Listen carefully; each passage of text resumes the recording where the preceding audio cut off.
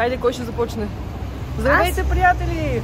Днес ще прекарате един ден с нас в Абу Даби. Да, ние днес за първи път снимаме нашия влог. Ако искате да продължавам и аз да участвам на мама видеята, абонирайте се, лайквайте и пишете в коментарите. Мисля, че отиваме към плажа, но не съм сигурна. Сега ще видим къде ще ни отведе GPS-а. Ти какво ще кажеш пак? Не знам, защото как така отиваме на плажа? Ами не знам. Но там ли е плажа или не е натам? Ще ти каза, че е натам. А ние към плажа не отиваме. Отиваме да опознаем града. Да, малко, защото нищо не знаем от града. А как ще преминем? И някой друг снима влог, май. Между другото, ние не сме от хората, които обичат да гледат само забележителности. Обичаме да се впуснем в вайба на града, да видим как живеят хората, да се разхождаме по улиците, да гледаме забележителности, но не всички, не е задължително да влезем навсякъде. Вие от кои сте? Ето го, новия влогър. Страхотен е. А другия с очилата. Другия просто Другия господин с очилата, не знам. Ядосан. Защо е ядосан? Не знам. Просто не му се снима. А, не му се снима. Той вече се отказа между другото. Така ли? Той в момента е тръгнал на плаж да се разхлади малко. Не е ли вярно? Тогава ще не снимаш в канала ти. Между другото, може да се абонирате за канала Крис and Tell. Линк долу в описанието. Задължително ще сложим линк, да. Тео, ти добре ли си? Наспа ли се тази вечер? Май не. Да, защото буквално си легнахме в 3 нещо. Да, хора, пристигнахме. Един час и половина се бавиме на летището. Пристигнахме ужасно късно, към 1 часа. Тук като късно време. Да, след малко. И В момента виждате 11:30. чак в 3 часа стигнахме в хотела и докато си легнем стана 4. Така че, много трудно. И за малко да се пропуснем закуската. Тук е ужасно горещо и направо се чудя хората как могат да ходят толкова облечени. Има всякакви хора. А, Криско отново снима. Наистина е много топло, даже не знам, дават го 23 градуса, ама е доста повече, според мен. В крайна сметка решихме да хванем такси, защото разстоянието беше огромно, а тук таксите са ужасно евтини, около 90 стотинки на километър. Така че е супер. Ето сега ще ви покажа и гледката. Ето сега тук сме на техния плаж. Може би това е алеята край плажа. А това е Тео, който е леко сърдит, както винаги. Но това е нещо нормално. Ето сега ще отидем към плажа. Пясъка е страхотен. Тео, харесва ли ти? Не, на него не му харесва. Ето вижте какъв е плажа. Колко е ситен. Какво? Ето тук. Направо е прекрасно. Може би утре ще дойдем на плаж.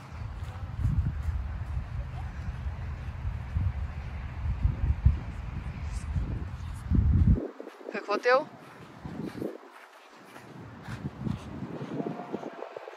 Ето го е Криско, а Юли е там. Той още снима. Общо взето всеки снима по нещо.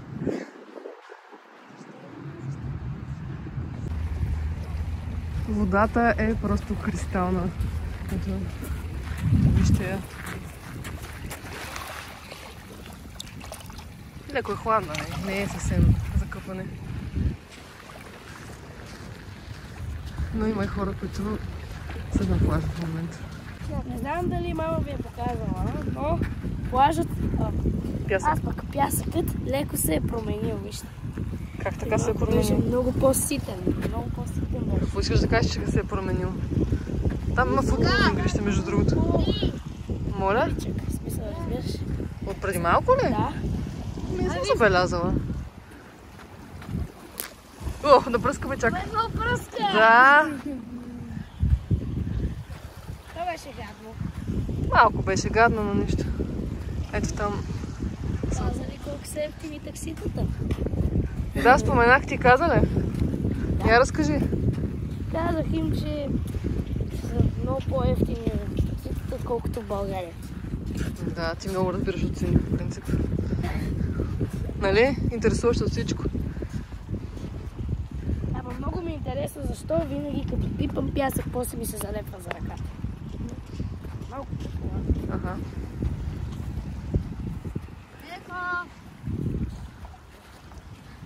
И трябва да се тупам ръката в панталона, че да го махна. Да, ние така си прекарваме ние. Забавно ние. Между другото, самолетът кацна ето така. Нали вече почва да каца и така трябва да направи 3 остри завоя и после да иде напред, обаче това докато каца 3 остри завоя и трябва да отиде напред, за да кацне. И като кацнахме, само да кажа на нещо, което не го споменах в влога ми, че като кацнахме, спирачките скърцаха. Защо? А ти от твоя опит, какво можеш да кажеш за самолетите? И аз сподели. Че знаеш много неща. Мога да кажа, че София има свой 70... Би спрял, защото чакаме тел. Boeing 747. Моля? София има свой... Как да го кажа? Boeing 747. Какво значи това? Как да го кажа? Boeing 747. Ей, какво? Това мога да кажа. Добре. Аз си забравих другите факти за самолета. Добре, след малко ще се включим с другите факти за самолети. Да, казвай. Някой от вас сигурно 100% знаят. 100% има някой от вас, които знаят. И затова трябва да се абонирате някъде тук долу. Да, ще споменеш ли нещо за самолетите, защото ти знаеш нещо много. Така че, казвам за тези, които не знаят, че има бомби в крилата. С тези бомби, като се запали самолета, не се ползва вода, защото тя ще изпърчи във въздуха. А се ползват тези бомби, с които се гърми резервоар с химикали. И тогава самолетът трябва да кацне възможно на най-близкото летище, за да избегне проблема. Добре. И да отиде на сервис, разбира се. Ами добре. Това ли е за сега? Нещо друго, да видим. Ами хайде по-напред в видеото ще разкажем малко повече. Ще продължим. Очаквам ви след малко. Тео е решил да прави някаква дупка или нещо друго.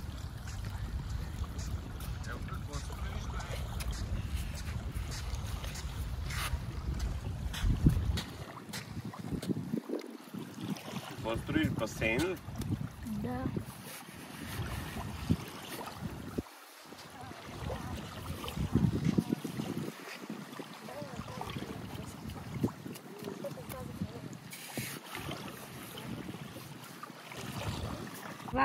Много се чудим това отпред какво е, защото е свързано с брега.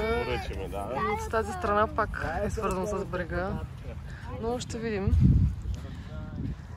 Сега отиваме да се доразходим и да разгледаме какво още има тук.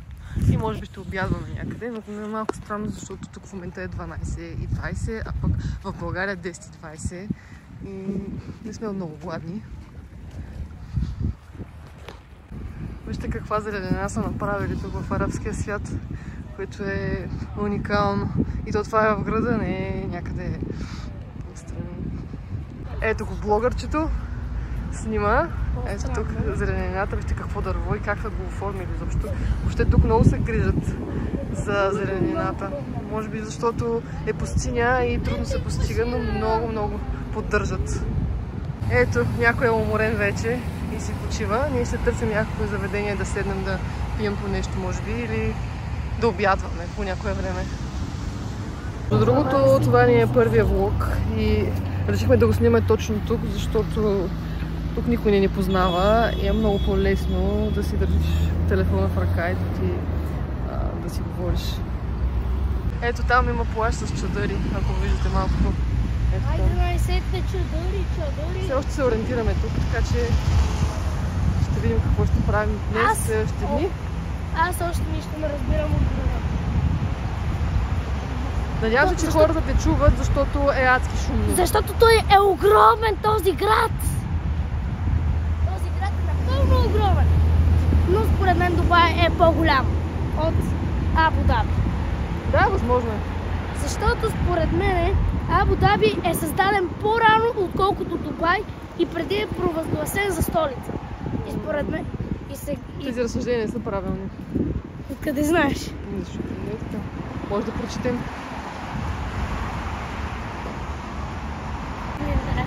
Да, слушам те за интересни факт. Да. Искам да кажа един интересен факт за Дубай. Дубай е създаден, защото Обединените арабски емирства са огромни производители на петрол. И тези пари те са нямали къде да ги държат и затова са създали този град. Днес мислим да си вземем карти за интернет, защото тук разговорите, както и интернет, са ужасно скъпи. Разговорите са за около 6 лева на минута, а интернета общо взето е много скъп. Още както си включиш телефона и може едни 100 лева да заминат. Ако си пуснал без да искаш за мобилните данни, изключиш си телефона, без да искаш си го оставил, това може да ти коства бързи 1000 лева. Добре, 100 или 1000, пак са много. Много уникално е, много поддържат. Ето вижте колко палми има. Тук си поддържат общо взето. И Тео мрънка, както винаги, отзад. Защото с него му се върви и той не знае защо мрънка. Мокни. Кажи бе, господине. Ти ще кажеш ли нещо за влога? Дори не сега. Добре, после. Аз бих казал, Слушам те. че този град изключително много ми харесва. Летището е огромно, както ако видите, можете да видите някъде. Летището е много голямо. По-голямо е 100% от на дубайското. Да, и аз така мисля. Обаче в Дубай има много по-високи сгради. И там работят 24 часа, за тук вече не знам. Тук вече не знам. Сега ще разберем тази вечер. Да. Ето там дори има петунии. Ето вижте. Тия цветя ли? Да, аз на нашата тераса в София не мога да ги отгледам. А те тук в пустинята буквално се отглеждат петунии.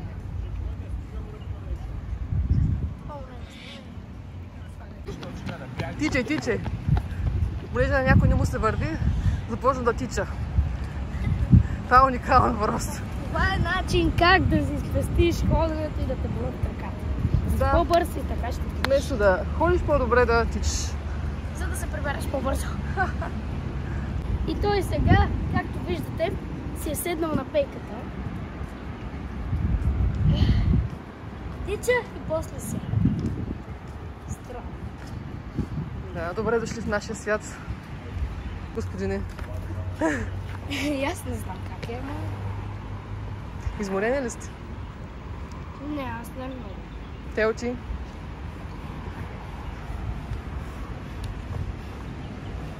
Този град, според мен, е много по-голям от Барселона. според мен ще направя много повече крачки от 30 000. Еми ще видим. Еми ако ходиме цял ден. С малко почивки, Погледнете петуниите какви са, колко са красиви, колко са поддържани. И то в тази жега. Уникално е. И то на петуни и плаж. Искам само да кажа, че това все едно е градина за цветя. Вижте. Всичкото това е цяло разнообразие. Така че мега красиво и даже мирише много. Ух! Как ме бутна. Еми. Това е.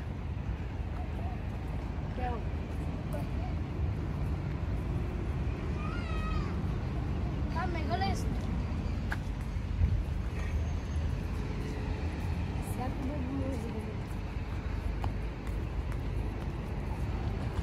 Сега дойдохме в мола и видяхме тази къщичка на дядо Коледа. Има елха. Ето тук. Има джуджета. Много гъче да са го направили. Какви огромни подаръци, а? Я да видим. Супер. Само вижте колко много магазини в един мол. Ами да, не е малък. Не е никак малък мола. Макар че в Дубай мола е много голям. Ето тук има някакви детски магазини. Още не сме го разгледали. Да, още не сме го разгледали, сега влязохме. Тъкмо ще търсим нещо да хапваме. Да, той може да се намира точно до нашия хотел, така че е супер удобно. Вече между другото сме на над 10 000 крачки, въпреки че 2 пъти се качвахме на такси. Но... Ама не беше дълго таксито това на ножница. Дори не беше Приятели, те оказа да ви кажа, че вече не е разсърден и е много щастлив, защото вече сме в мола. Влак! Вижте влак. То май не може да се качваш. И тогава Влакчето.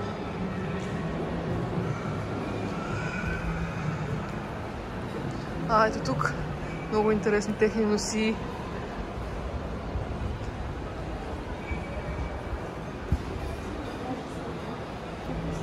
Ето и Кричко продължава с неговия влог.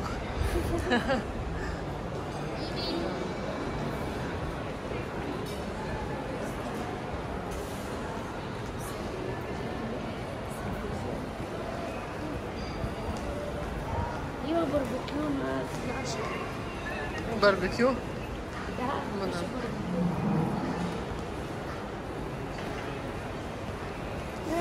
Не, вече го обиколихме. Ами не го обиколихме. Не знам, че има още. Да, има още малко. Хора, това беше от клипа. Надявам се да ви е харесал. Ако ви е харесал, лайк, харесайте и се абонирайте за канала. Да, и очаквайте следващия ден.